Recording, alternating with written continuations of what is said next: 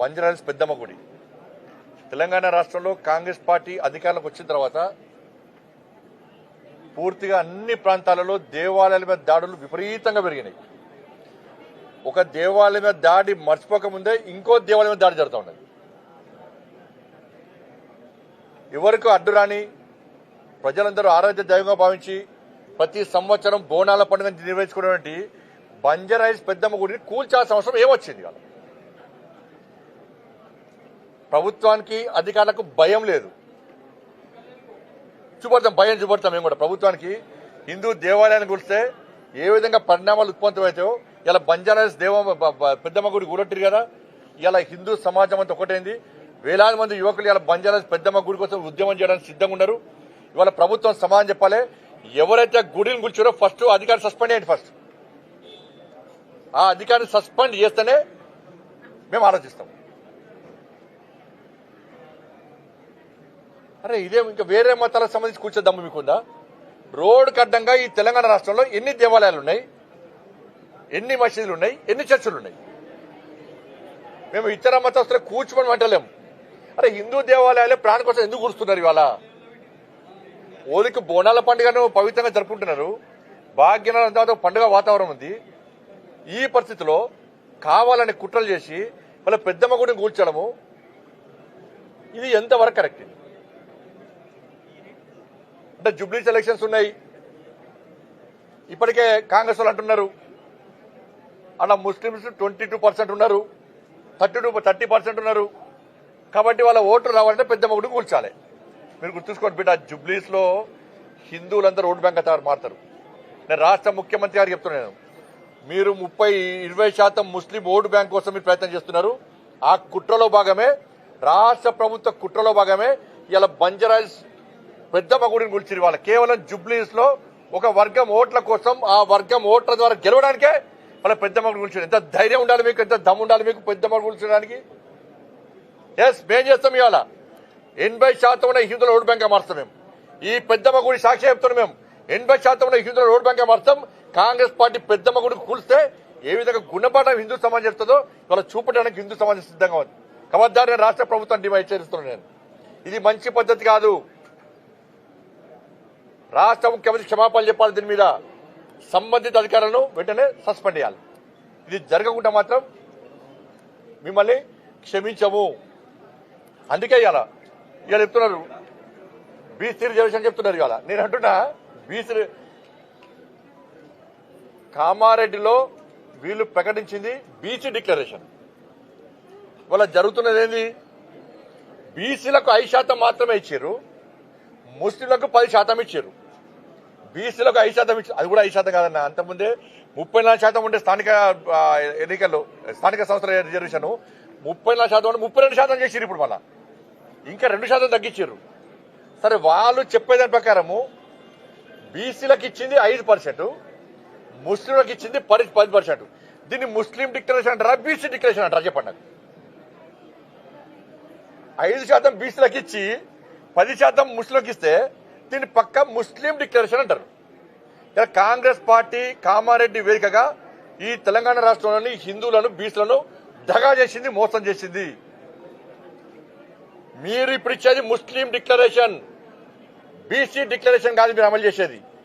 మీరు కామారెడ్డిలో ఆ రోజే మేము ముస్లింలకు 10% రిజర్వేషన్ ఇస్తామని చెప్పి కేవలం హిందువులైన బీసీలకు 5% ఇస్తారంటే ఒక్క సీట్ రాకపోతుండే, మీకు ఒక్కరికి వెళ్ళకపోతుండే.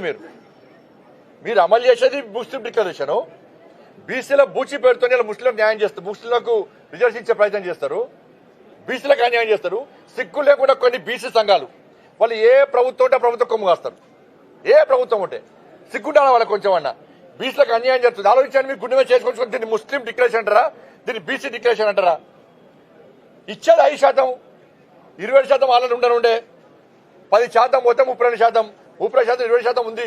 ఇప్పుడు వచ్చేది 5%. 5% బీసీలకు ఇచ్చి దీన్ని బీసీ డిక్లరేషన్ అంటారా? మీరు మేము బీసీలో ఉద్ధరిస్తాం, మేము బీసీలను చేస్తాం అంటున్నారు. ఏం చేసింది? అలా 5% ఇచ్చి బిచ్చమేస్తున్నా మాకేమన్నా? కామారెడ్డిలో బీసీ డిక్లరేషన్ అంటారు, మీరు ముస్లిం డిక్లరేషన్ అమలు చేస్తారు. ఇక్కడ దీన్ని ఏం చేయాలి?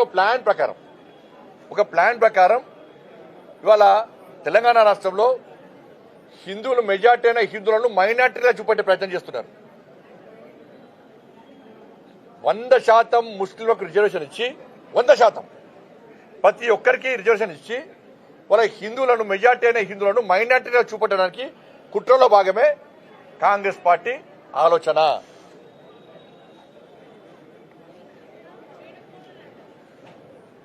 ఇదే పరిస్థితి ఇవాళ. మేము మొదటి నుంచి మా లైన్ క్లియర్. మేము బాబాసాహెబ్ అంబేద్కర్ రాజ్యాంగానికి అమలు చేస్తున్నాం దేశంలో. నరేంద్ర మోడీ ప్రభుత్వం గుజరాత్లో చేస్తలేరా, మహారాష్ట్ర. నువ్వు తెలంగాణ ఏడు ఫస్ట్, తెలంగాణ ఏడు ఫస్ట్. నువ్వు కామారెడ్డి డిక్లరేషన్ ఏంది? కామారెడ్డి డిక్లరేషన్ ఏంది? 42% బీసీలకు రిజర్వేషన్ ఇస్తావు. 42% పూర్తి రిజర్వేషన్ బీసీలకు అయ్యి మేము మద్దతు తెలుపుతాం. కానీ బీసీలకు 5% ఇచ్చి మీరు ముస్లిం డిక్లరేషన్ అమలు చేస్తా అంటే 80% అడ్డుకుంటాం. ఇక్కడ అడ్డుకోకుంటే ఈ విషవృక్షము దేశవ్యాప్తంగా నడకపోతుంది కదా. ఇదే డిక్లరేషన్ దేశవ్యాప్తంగా అమలు చేస్తారట వీళ్ళు. అంటే ఏంది? దేశవ్యాప్తంగా హిందువులను మైనార్టీలు చేస్తారు, ఓటు బ్యాంక్ కోసం ఒక వర్గాన్ని కొమ్ము కాస్తారు వాళ్ళు. ఇదేనా మీరు చేసేది? బీసీలు అంత అమాయకులు గారు. స్థానిక సంస్థల ఎన్నికల్లో మీకు 100% హిందూ సమాజం బీసీలు పక్కా గుణపాఠం చెప్తారు. మీరు రాసి పెట్టుకోండి కాంగ్రెస్ పార్టీ. మీరు ఏదో కొంతమంది లీడర్లు టీవీలలో బ్రేకింగ్లు వస్తాయి, వాళ్ళు మాట్లాడింది వాయిస్ కంపల్సరీ టీవీలలో పేపర్లు వస్తుంది, అదే ప్రజలు నమ్ముతున్నారు అనుకుంటే మూర్ఖత్వం. గ్రౌండ్ లో ఉన్న రిపోర్ట్ తెలుసుకోండి. బీసీలు అందరూ అంటారు మాకు కేవలం 5% ఇస్తున్నారు, ముస్లింలను బీసీలు వెళ్తే మేము ఒప్పుకోము అనేది వాస్తవం.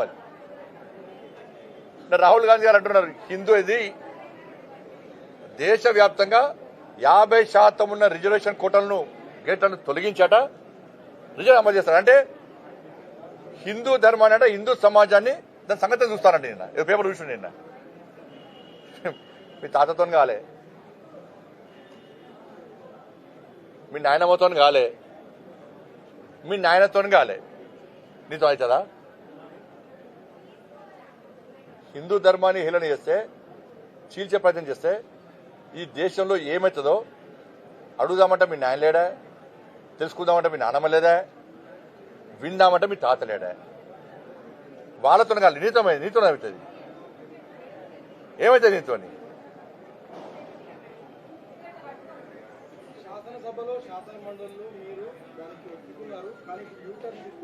ఎవరు ఒప్పుకుంటారన్నా? మా మొదటి నుంచి లైన్ ఇదే. గతంలో రాజశేఖర రెడ్డి గారు 4% రిజర్వేషన్ ఇచ్చిరన్నా ముస్లిం బీసీ కలిపిరు. ఇలా ఫైట్ చేసింది ఎవరు? మేమే ఫైట్ చేసిన లాడీ దెబ్బలు తిన్నాం మేము. ఆ రోజు కేసులనే మా మీద. ఈ కొంతమంది దరిద్ర బీసం కొన్ని సంఘాలు ఉంటాయి, వాళ్ళు కొమ్ము కాశారు. ఇలా ఎవరికి అన్యాయం జరిగింది? జిహెచ్ఎంసీ ఎన్నికల్లో అన్యాయం ఎవరికి జరిగింది? ఏడవైన బీసీ సంఘాలు. మరి ఏడవైన బీసీ సంఘాలు బీసీకి అన్యాయం జరిగితే ఒక నచ్చాడు, ఒక నచ్చేమంటాడు బీసీలకు అమలు చేస్తుంటే బీజేపీ బీసీలకి 40% ఇవ్వాలని మేమంటున్నాం. మీరు ఇద్దరు బీసీ సంఘాలు అంటున్నాయి కొన్ని సంఘాలు.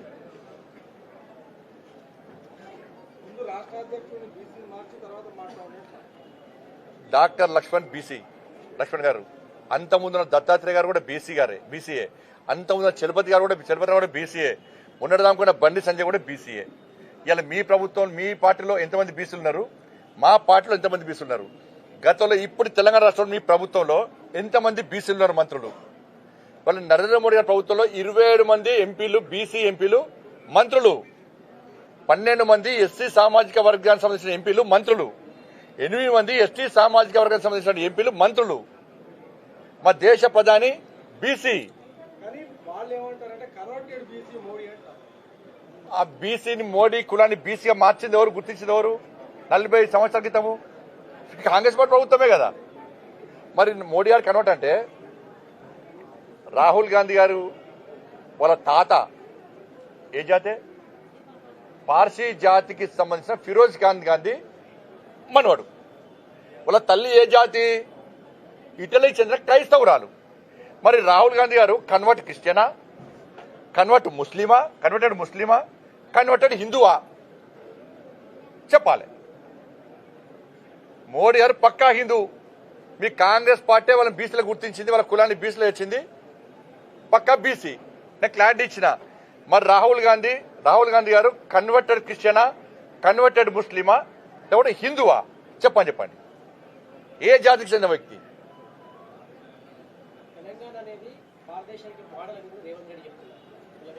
ఇప్పుడు మాటలు అదే వస్తుంది. ఇప్పుడు దేశవ్యాప్తంగా అదే చేద్దాం అనుకుంటున్నారు. ఇక్కడనే అడ్డుకోకుంటే ఈ విషవృక్షము దేశవ్యాప్తంగా నాడదామని చూస్తున్నాం. కాబట్టి ఇక్కడనే భారతీయ జనతా పార్టీ పక్క అడ్డుకొని తీరుతామేమో.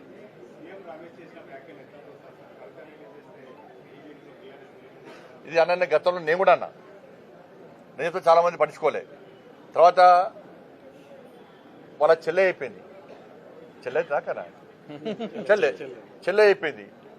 చెల్లె అయిపోయినాక మళ్ళీ ఇప్పుడు ఏమైంది? ఇప్పుడు సీఎం రమేష్ గారు చెప్పారు.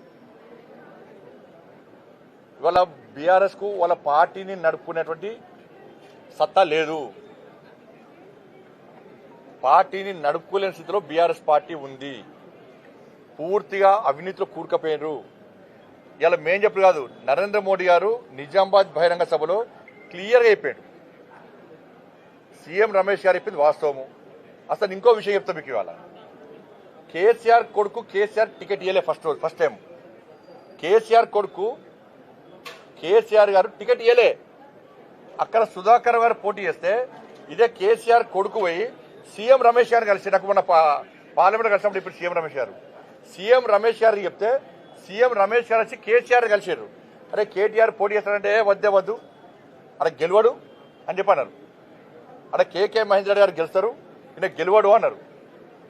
గెలవడు అన్న కేసీఆర్ సీఎం రమేష్ గారు ఎట్లా ఒప్పించారు? కేసీఆర్ గారు ఒప్పించి సుధాకర్ గారు డ్రా చేయించారు. అప్పుడు పరిస్థితి ఏంది? కేసీఆర్ కొడుకు పరిస్థితి 3 తల షర్టు, రబ్బర్ చెప్పులు, ఆ ఫోటో చూసినది అయితే అది. అప్పుడు సీఎం రమేష్ గారే ఆర్థిక సాయం చేసిండు. సీఎం రమేష్ గారే ఈ కేసీఆర్ కొడుకు ఆర్థిక సాయం చేసిండు. సీఎం రమేష్ గారు చేసిన ఆర్థిక సాయంతోనే నువ్వు ఎమ్మెల్యే అయినవు. ఇవాళ ఇది ఫ్యాక్ట్. ఇది బీఆర్ఎస్ నడుపుకోలేని స్థితిలో నువ్వు బీజేపీలో విలీనం చేద్దామనుకున్నావు. నరేంద్ర మోడీ గారు నిజామాబాద్ సభ వేదికగా క్లారిటీ ఇచ్చిండు. కేసీఆర్ గారు నారికి వచ్చిండు, నాకు ఆరోగ్యం బాగలేదు, నా కొడుకును ముఖ్యమంత్రి చేస్తా అని చెప్పన్నాడు. నేను క్లియర్గా మాది వారసత్వ రాజకీయాలకు మేము వ్యతిరేకం, మేము ఎట్టి బస్లో దాన్ని సహించము, మేము సపోర్ట్ చేయమని చెప్పి నరేంద్ర మోడీ గారు క్లారిటీగా చెప్పిండు. ఆ రోజు చెప్పిండు, బహిరంగ సభ వేదికగా చెప్పిండు. మేము మొదటి సీఎం రమేష్ గారికి అదే చెప్పారు. ఎందుకంటే వారసత్వ రాజకీయాలకు వ్యతిరేకం, మేము అవినీతికి వ్యతిరేకం. ఇవాళ బీఆర్ఎస్ పార్టీ ఏంది? ఎవరి పార్టీ బీఆర్ఎస్? బిడ్డ, కొడుకు, అల్లుడు, ఇంకా సరకుడు కొడుకు, తండ్రి, వీళ్ళ పార్టీ బీఆర్ఎస్ పార్టీ. ఎట్లా ఒప్పుకుంటాం మేము? దేశంలో కాంగ్రెస్ పార్టీ యొక్క వారసత్వ రాజకీయాల వ్యతిరేకంగా మేము ఫైట్ చేస్తున్నాం మేము. కాబట్టి నేను మళ్ళీ చెప్తున్నాను, మళ్ళీ పూర్తిగా అవినీతి కూరుకుపోయింది ఇవాళ బీఆర్ఎస్ పార్టీ. మరి సీఎం రమేష్ గారు మాట్లాడిన దానికి ఇలా కేసీఆర్ కొడుకు సమాధానం చెప్పాలి. ఏదో మీడియా ఉంది కదని చెప్పి అది ఏ భాష నేను ఎంత బాగా అనిపించిందంటే, ఎవరి చలో చర్చకు సిద్ధమా? చర్చ వేదిక నేను ఏర్పాటు చేస్తాను. మీరు కరీంనగర్, హైదరాబాద్, చలో డే టు టైం కేసీఆర్ కొడుకుని డిసైడ్ చేయమను. సీఎం రమేష్ గారిని రమ్మట, నేను ఇన్వైట్ చేస్తా. నువ్వు వస్తావా? రేవంత్ రెడ్డికి సంబంధమే. తప్పించుకునే మాటలు చెప్పకు. మళ్ళా నువ్వు తప్పించుకునే మాటలు ఏదో అందరు ఇంటర్వ్యూ అని చెప్పకు. నువ్వు సీఎం రమేష్ గారు సవాల్ చేసి నీకు సీఎం రమేష్ గారిని నేను ఇన్వైట్ చేస్తా. కరీంనగర్ వేదికనా, హైదరాబాద్ వేదికనా, చర్చకు నువ్వు సిద్ధమా? ఆయన చెప్పినటువంటి అనేక విషయాల మీద చర్చకు నువ్వు సిద్ధమా? పాపం సీఎం రమేష్ గారికి కేసీఆర్ కొడుకు నాస్తి కూడా తెలియదు. అందుకే నువ్వు నవీన దేవుడు అంటే నేను ఫోన్ చేసిన నిన్న అన్న, నువ్వు అట్లా వెంటకే దేవుడిని ఒట్టు పెడతానని ఆస్తి కూడా దేవుడు నమ్మ నాస్తి కూడా చెప్పిన. చర్చకు సిద్ధమా కేసీఆర్ కొడుకు? చెప్పు. వేదిక మేము ఏర్పాటు చేస్తాం. దానికి కావాలి తప్ప మళ్ళీ దీనికి రేవంత్ రెడ్డి గారికి సంబంధం ఇలా. ఆ భాష ఏందన్నా, నిన్న ప్రభుత్వం చాతకంతనం, ముఖ్యమంత్రి ఎవరన్నా కానీ అన్న, అరే హౌలే అట, అరే హౌలే. కలెక్టర్లు నిన్న కలెక్టర్ కానీ వన్ అయ్య కానీ అట, పోలీసోడు. ఇది కేటీఆర్ కొడుకు వాడే భాష. ఇది కేసీఆర్ కొడుకు వాడే భాష. కలెక్టర్ కానీ వాన్ అయ్యా కానీ అట. ఇది అన్ని భాష. ఇది తెలంగాణ భాషనా? ఇది తెలంగాణ యాసనా? ఇది ఇంత అహంకారం ఎందుకు? కనీసం సంస్కారం లేదు. సంస్కారహీనుడు నువ్వు. సోషల్ మీడియా వేదిక చేసుకుని దుబాయ్ సిగ్గు లేకుండా దుబాయ్ నుండి సోషల్ మీడియా నడుపుకుంటూ చెప్పిన మా కార్యకర్తలు చెప్పిన నీ సోషల్ మీడియా మిత్రుడే పేరున్నది. వీళ్ళ పేర్లు బిడ్డ అందరూ ఒక 4 పేర్లు మా దగ్గర ఉన్నాయి. మాకు వ్యతిరేకంగా మా పార్టీకి వ్యతిరేకంగా కాంగ్రెస్ పార్టీ వాళ్ళంటే భరిస్తారు. వాళ్ళు రాహుల్ గాంధీ తిట్టా భరిస్తారు, ముఖ్యమంత్రిని హరే హౌలోన భరిస్తారు, వాళ్ళ పార్టీని తిట్టా భరిస్తారు. చాలాగానే వాళ్ళు కాంగ్రెస్ వాళ్ళు. కానీ నరేంద్ర మోడీ గారిని కానీ మా ప్రభుత్వాన్ని కానీ మా పార్టీ నాయకుల బిడ్డ ఇంకొకసారి ఆ స్క్రైబ్ ఈ స్క్రైబ్ పేరుతో మాట్లాడే ప్రయత్నం చేస్తే పక్కా దాడులు గ్యారెంటీ జరుగుతాయి. పక్కా నేను హోమ్ మినిస్టర్ చెప్పొద్దు, కానీ నీ అరాచకం పెరిగిపోతుంది. దాదాపు 100 సోషల్ యూట్యూబ్ ఛానల్ పెట్టుకొని అడ్డాదారులు సంపాదించిన పైసలు వాళ్ళకి వెచ్చించి వాటి ద్వారా ఏదో చేయాలని చూస్తున్నావు. ఏం కాదు, దాంతో చేస్తున్నావు. అధికారానికి వచ్చినావా? ఉన్న సీట్లు వీకినాయి. నేను మా కార్యకర్తలు కూడా చెప్తున్నాను, ఈ కేసీఆర్ కొడుకు యూట్యూబ్ ఛానల్ వేదికగా ఇబ్బంది తప్పుడు వ్యాఖ్యలు చేస్తున్నాడు, తప్పుడు ప్రచారం చేస్తున్నాడు. ఎక్కడికక్కడ అడ్డుకోని దొరికిన అడ్డుకోని చలో కేసులు అయితే కేసులు అని. అరే మోడీ గారు మీ ఇష్టం వ్యాఖ్యలు చేస్తారు. హోమ్ మినిస్టర్ చెప్పొద్దు నేను, కానీ నువ్వు నీ హద్దు మీరిపోతున్నావు. నువ్వు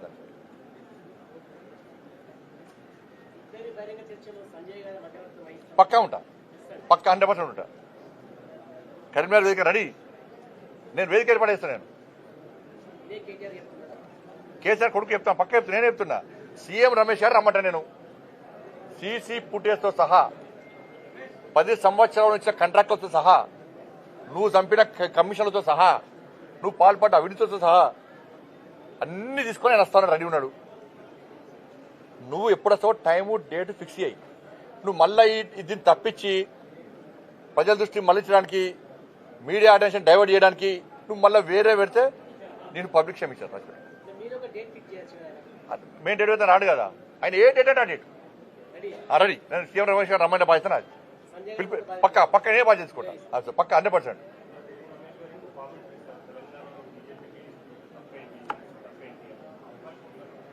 అన్న భారతీయ జనతా పార్టీ ఇప్పుడు మొడదానికి గిదే మీరు చేసిరన్న. మొడదానికి ఏం చేశారు? బీఆర్ఎస్ బీజేపీ ఒకటి కుంభం వచ్చారు. మా బీఆర్ఎస్ బీజేపీ ఒకటి కుంభం. ఇవాళ వాస్తవం బయటపడేది లేదా? ఇది మేము మొత్తుకొని కాదనంటే వదికు మీడియా చెప్పబడుతుంది, ఊళ్ళలో ప్రచారం చేస్తుంది. మా కుంభములు చేయాలి.